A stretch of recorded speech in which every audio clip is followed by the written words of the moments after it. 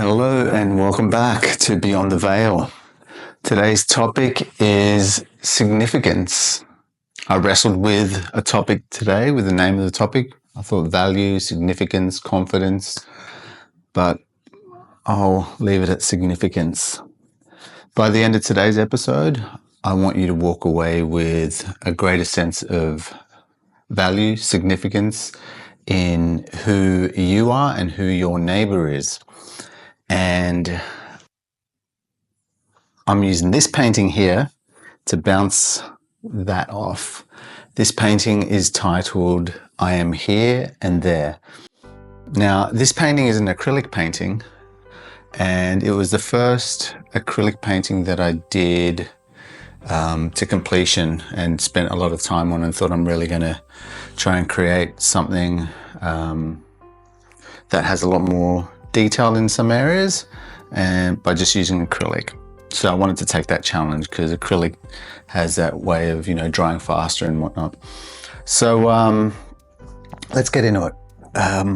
Now, with this one, I'm going to bounce off the painting and the subject a bit. So I wanted to title this Significance, and I wanted to inspire that word and a greater understanding of that word towards you through this painting by getting to the heart of what a child is and the beauty of children.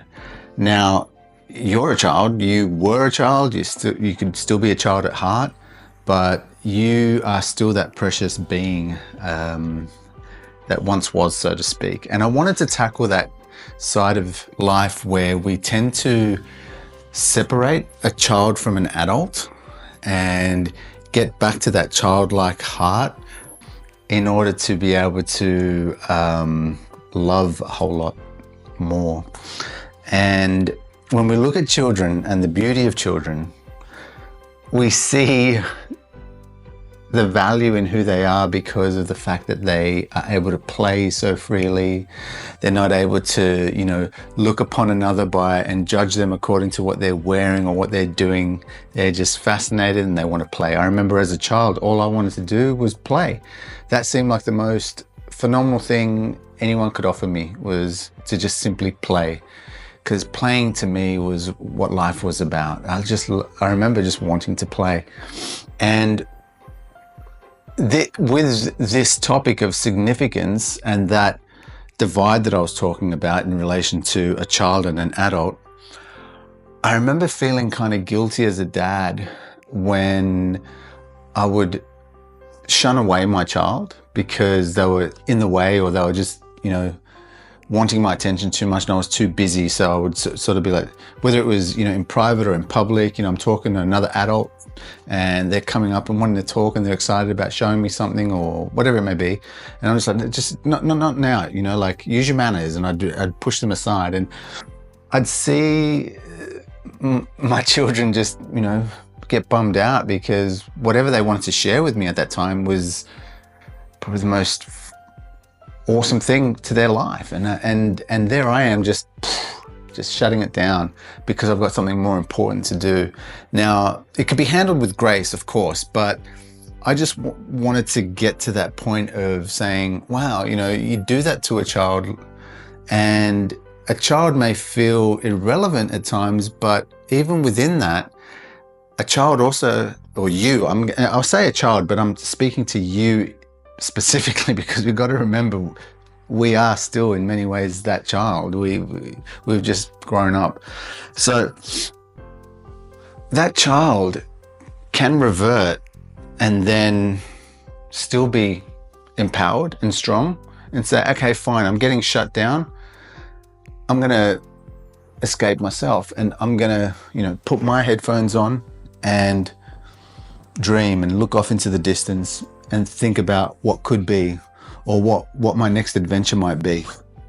And that's what I wanted to show there, that a child is so resilient in many ways. We are so resilient in so many ways. There's so many hardships that people can go through, and you hear those phenomenal stories of bouncing back, and we've all got them. You've got them. That's why you're still here.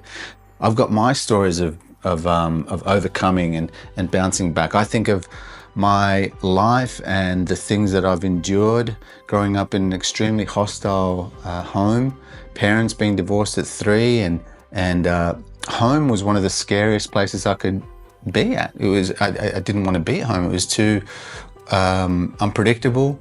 I wanted to be out in the streets a lot, which I was at a very young age. And that, I found more of a solace and a playground out in the streets. I was out in the streets by the time I was like probably 11-ish or so. And I just wanted a sense of safety and belonging. So even within that, I was there just wanting to escape and say, no, there's something else out there for me.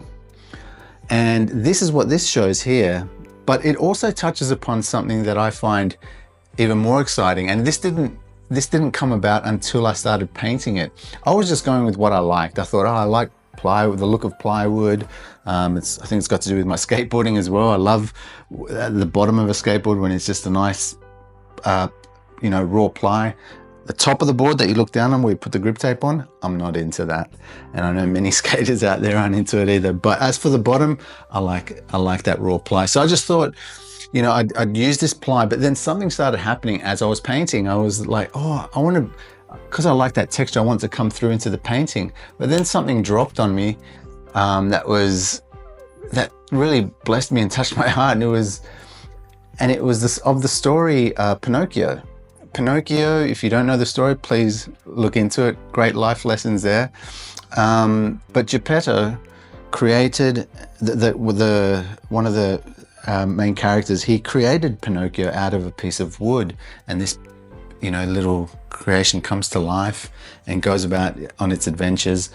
And I thought, wow, here I am using my child, my youngest, as the model to paint her.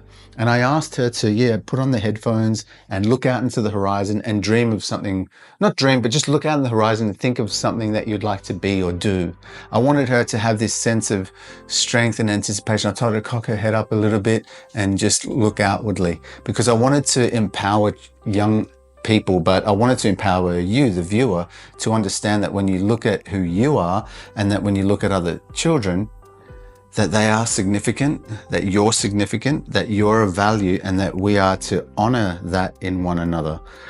And in that, I deliberately made the eyes this unrealistic blue, and the reflection is not your usual reflection when you look up close. It's like almost like a technology or technological sort of like reflection of sorts, because I thought, the blue signified to me, it signified horizon, sense of freshness, newness.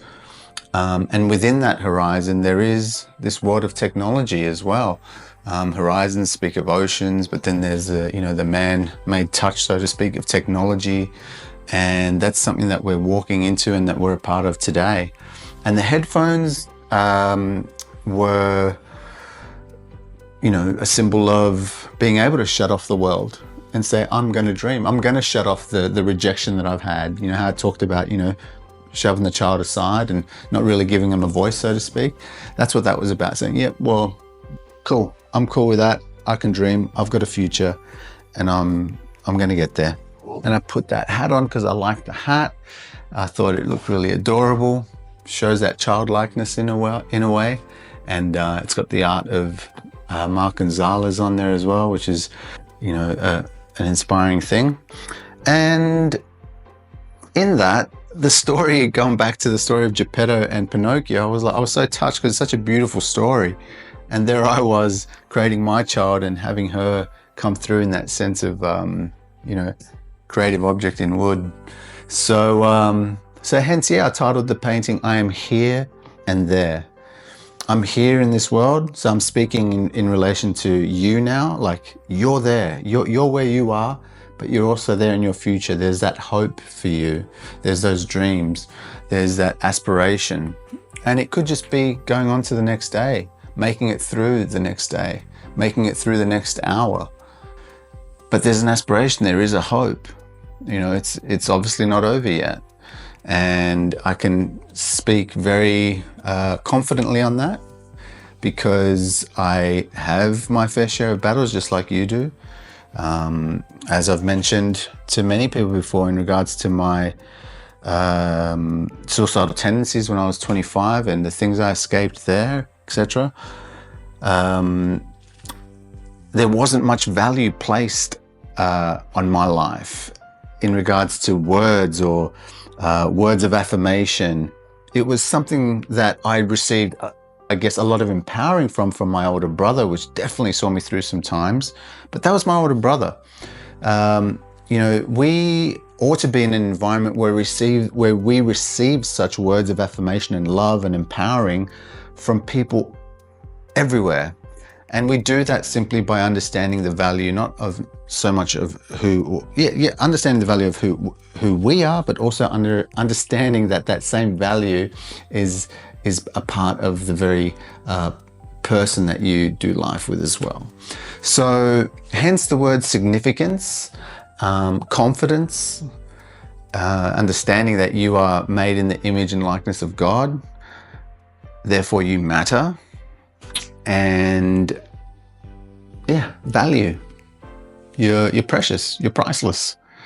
So we'll leave it at that, hey?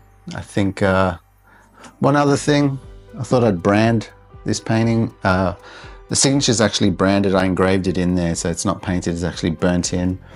And this painting here, I've had for some time. I painted it just after 2021, I think I painted this. And it holds a very deep place in my heart because of a little subject there. So look, God bless you guys. I hope you are empowered and that you understand that you have a greater sense of value towards who you are and who your neighbor is, okay? So God bless you and see you on the next one. Thank you. Bye-bye.